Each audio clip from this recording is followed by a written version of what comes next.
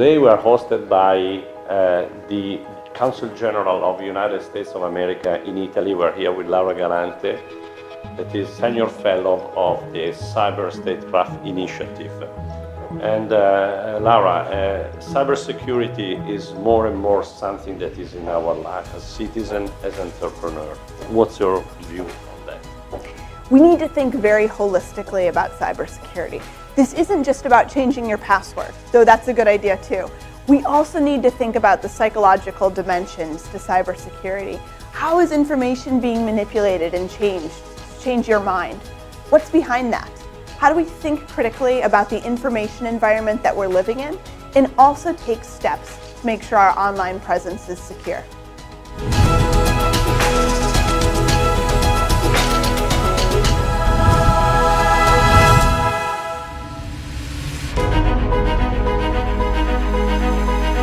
As a result of the rising use of IT technology, rising use of data that are flowing at the center from all the edge of our life, right? And people using more and more IT in their life, and companies using IT. How do you see which are the threats and which are the challenges that people and companies they have going forward? So perhaps the way to think about the threat environment in this moment is to consider it in terms of technical threats and psychological threats. The technical threats are the ones that we know more about in this moment. Changing your password is a good way to defend yourself, right? Don't click on a link that you don't know where it will take you. These are the sorts of basic understanding of what we should do in cyberspace that we've been talking about for years. But the psychological side is something that's now getting discussed in a large way. And in a sense, that edge which you're speaking about, where people and information is coming in, is very much a place where the ability to compromise your mind, to change your opinion, to manipulate your thoughts, is a place that we need to also think about how to secure. And to do that will take a very deep and holistic sense to get a larger security for how people think about their own resilience and what they're willing to take in terms of information. What are you willing to trust?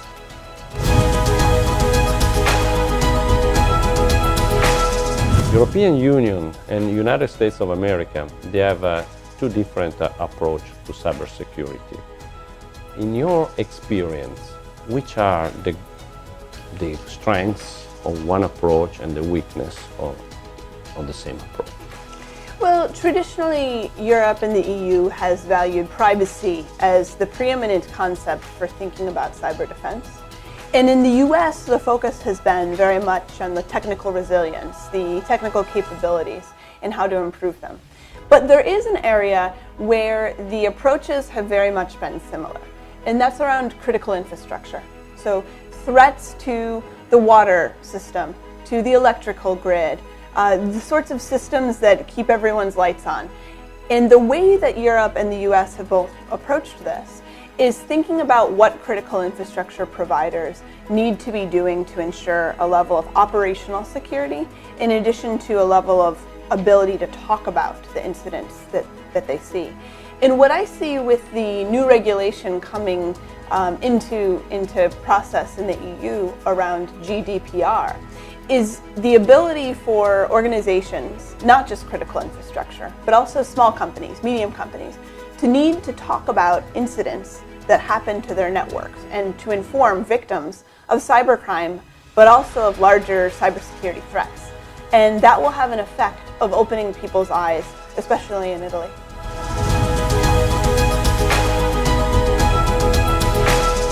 Very soon this year we start with a new policy in Italy and in Europe, the EU GDPR policy. And how much do you think this will impact in terms of even cultural awareness, the Italian entrepreneurs and European entrepreneurs? I think GDPR is an opportunity. And everyone who has to implement GDPR will not see that in the beginning, because it will be a lot of work to pass on the same level of transparency about cyber threats onto victims, onto people who are affected. But I say it's an opportunity because I think it gives companies, small companies, medium companies, the requirement to have to explain how frequently these threats are hitting their networks. And with that, it can really open the eyes or bring more attention to an issue that's compromising and victimizing a lot of people. So that will have an effect that it hopefully will see this issue for the importance that we need, whether it's in the defense sector, manufacturing, technology, or simply people's data from an online site where they share it. So this will have a broad-based effect. The other aspect of GDPR that I think presents a positive for Italy is the appointments of chief data officers. This role will have the effect of changing how cybersecurity is perceived within many organizations. Very frequently, organizations have seen cybersecurity as a technology problem, not a cultural problem, not a political problem, and not even a problem that impacts their business. But we've learned otherwise for years, not just in the US, but across Europe and across the world. This is an issue that affects bottom lines, and it affects the ability to have a supply chain, no matter what industry, that's secure from different threats.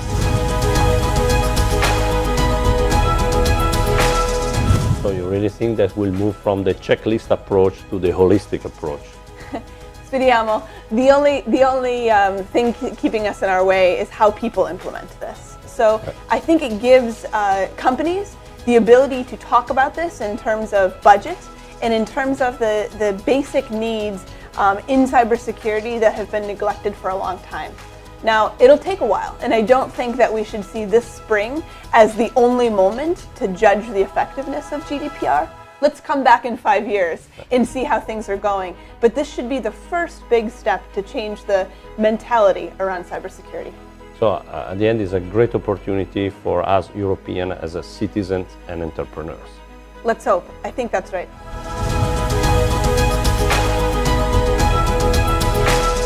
In your experience, how cybercrime can manipulate the opinion of millions of people?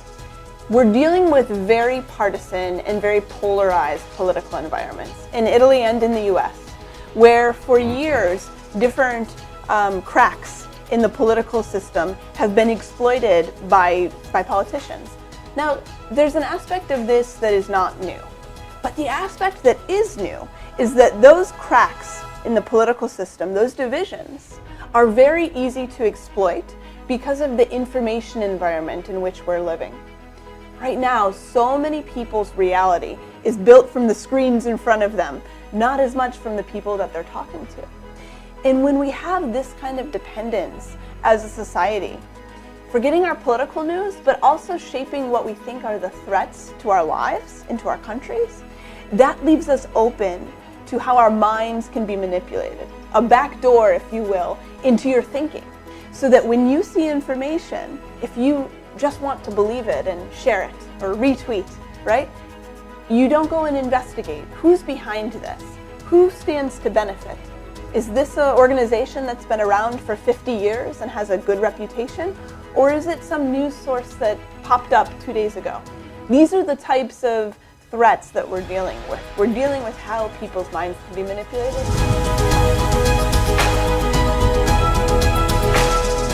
We live in an interconnected world, and cyber threats are involving everyone. Citizens, companies, political world. How do you think companies can contribute to get into a better world going forward? Companies need to think about cybersecurity threats in an approach that incorporates all of the different assets and all of the different business units that they have. As companies have tried to look at this problem, some have seen it as a technology issue and have relegated it to the technology departments that they have, or said, I don't want to hear about those problems, I want to pay for them to go away, right? The problem is that approach doesn't work. What we need to do increasingly is understand how to build security into all of our processes Everything from how you sell a product to explain what security is built in, to talking with your communications department to talk about how you communicate what has been done in terms of security in the company. And also, God forbid, you have an incident and you need to talk about it publicly. Your communications department understands the nuance and the technical understanding of what's happened so that they can accurately explain the incident outward. The way to do much of this type of preparation for a company is to practice. Have exercises. In the US, we have this concept of a war game, sort of a live time when different parts of an organization come together and practice for a crisis. Who should be involved? Who talks to whom? The glue, the relationships that are so important when the action begins in a cybersecurity incident. This is the approach that I think companies need to start taking, no matter what size they are.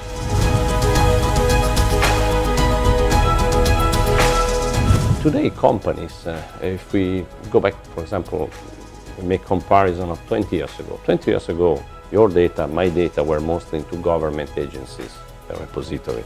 Today, private companies hold much more data of us than any other government agencies, right? Do you think how much companies are really realizing that responsibility? They hold a lot of data of citizens and others.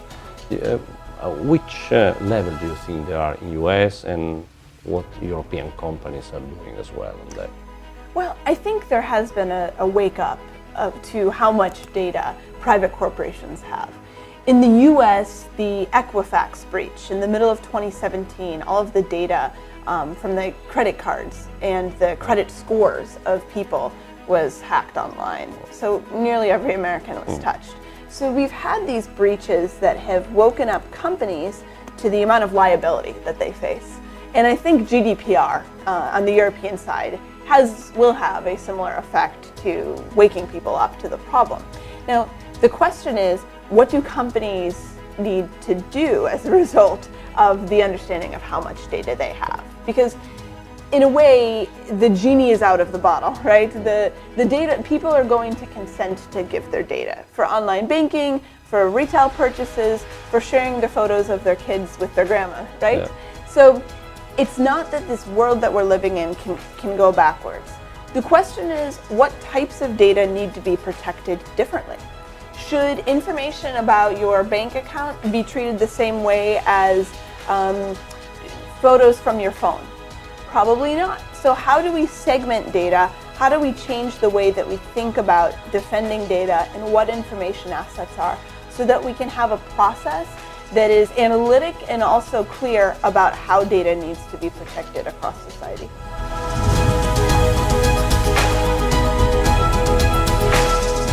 How would you help citizens, and particularly young people that are using very much the IT technology, how to defend themselves, how to behave in order not to cause damage to themselves or to others? So the first rule that I think young people have to think about is, are you doing something online that you wouldn't do in real life? It's a basic test. And one of the old jokes that we used to have is, make sure your grandma is your friend on Facebook. Because it gave you the sort of second thought to say, would I put this picture up? Would I Snapchat someone with this same type of information if I realized the world was watching? And realize that when you're putting things online, it doesn't really matter the privacy setting in a lot of senses, right? That information is there, and the ability to exploit it is possible. So think about what you do online. Think about what you say online. Think about the effect that you have on your friends if you say something online that you wouldn't have said in real life. So just think for a second before you put it online is sort of simple but also very hard, the first advice. The second is more practical, and this is for anyone, not just young people. Make sure you're taking the basic steps, at the very least, to secure your online presence. Two-factor authentication. I ask this so often when I talk to people. Do you have two-factor authentication on your email? That means that when you put in your email and then your password, do you get a text message on your phone that has another code? Or do you get an email to someone else's account with the code? Is there another way that there are two keys to your email, not just one. Think about it like a door. You don't just turn the little lock on the handle, you also turn the next larger lock or put the piece of metal across, right? So think about the layers of protection that you have for the systems that you use very frequently, like your bank online, like your email, like your social media accounts. Two-factor authentication.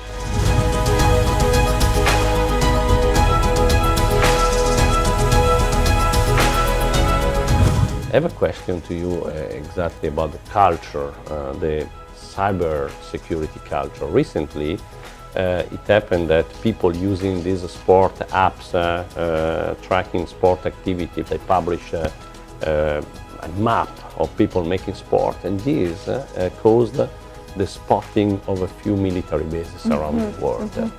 What do you have any comment about this and recipe for the culture of using application and approach to the cyber world? So this recent event where the data about people's exercise and body statistics was sent to the cloud and then shared to sort of show the spread of how these different applications and different measures were being used did expose military bases and a lot of information. I would think about it this way. We are in an age where the data that's available, that we create, that people create, that the world creates, has enormous benefits. We can figure out when to water a field, for instance, by satellite data that shows what parts of a cornfield are hotter or drier. So the benefit for feeding people, for instance, is enormous based on the new gains in data that we have. But there's a dark side also. And this fitness story is a perfect example, right? Where there should have been some people, if you're at a military base, that should never be exposed publicly, then you don't get to wear a bracelet that sends up to the cloud all the data about your vital signs, right? So what we have to be careful about is thinking that there is one solution to any of this, right? It's situationally dependent, it's personally dependent, and it requires people to think. People don't want to be told to think again, right? Or to be responsible or accountable for their actions, but that's what defense is going to look like. It's what it already looks like. How do you say, is the right thing for me to do to share all this information about my workout regime if I'm in a place that no one should know where I am, right? So these are the kinds of security measures that are cultural, that are personal, that are also technical, that we have to start considering. So at the end, culture plays the most important role in cyber security defense. It's the thing you can do the most about, right? So you can control your own actions. It's pretty hard to control, a hack of a huge company, right? But if you didn't put your data there in the first place, or if you were careful about what you put online, then your risk and your exposure is a lot lower. So think of defense starting with you, not some government, not some regulation, not some company. It starts first with you and your behavior. What's your recommendation for entrepreneurs that are creating technology products? What's your recommendation about cybersecurity to them? What I would recommend to startups is to think about security even when you're designing your product for the first time. That means thinking about what the code looks like and how secure it is. When do you have checks on the technology or the other type of product that you're building to make sure it's secure? Think about security from the beginning, in the design of what you're doing. So often in the US, we think of these startup technologies and startup companies who bring a product to market and they've spent all their time designing this, right? But they haven't thought through the implications in a security sense, technically, or also how that product might be used, maybe in a bad way. And it's that kind of thinking from the beginning that's going to be critical for how companies are able to bring a successful product to market. Increasingly, in the US and in Europe, people are valuing how security has been built into a product. Very soon, when you bring a new product to market or a service to market, you'll need to explain what security measures you have in place if you want a high value for what you're selling. And that calculation of putting security into the mindset of the product, but also explaining its value, is something that consumers are increasingly going to want. Thank you.